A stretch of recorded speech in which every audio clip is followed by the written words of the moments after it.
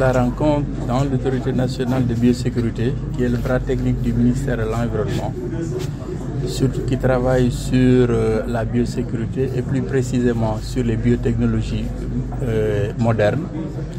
Donc on parle d'OGM, donc les organismes génétiquement modifiés. Et donc l'Autorité nationale de biosécurité est là, et je peux résumer ces missions en deux groupes.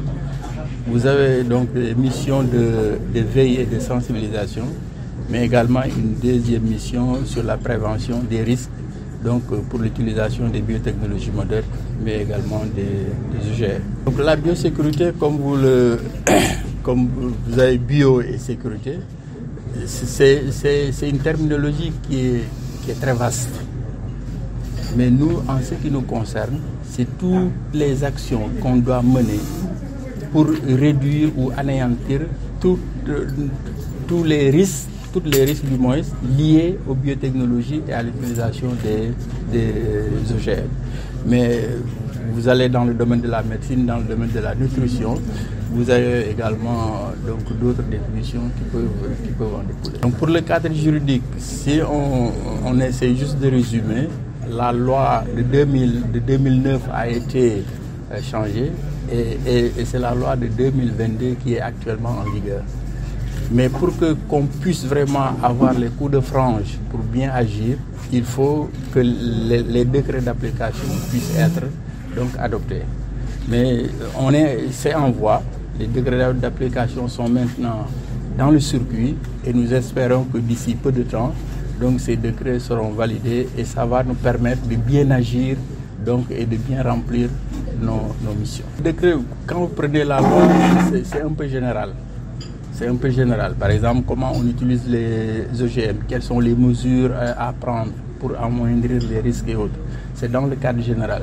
Mais quand on prend les décrets d'application, ça nous permet vraiment d'agir et de dire que voilà, si on veut prévenir les risques, voilà ce qu'on doit faire, et ainsi de suite. Et donc là, ça devient beaucoup plus pratique et beaucoup plus légal sur le plan de la loi.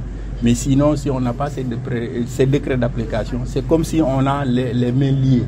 On ne peut pas agir. Le Sénégal, actuellement, je peux dire, sur le plan expertise, l'expertise existe.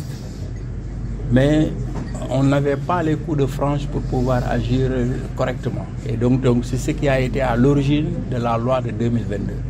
Récemment, nous avons reçu une demande venant donc de la Sodefitex pour introduire un coton OGM. Mais jusqu'à présent, ils nous ont demandé de mettre à leur disposition tous les textes pour pouvoir voir comment on pourrait introduire du coton BT par exemple au Sénégal. Et par conséquent d'où l'importance de ces décrets d'application pour qu'on puisse vraiment agir de manière vraiment concrète. Dans un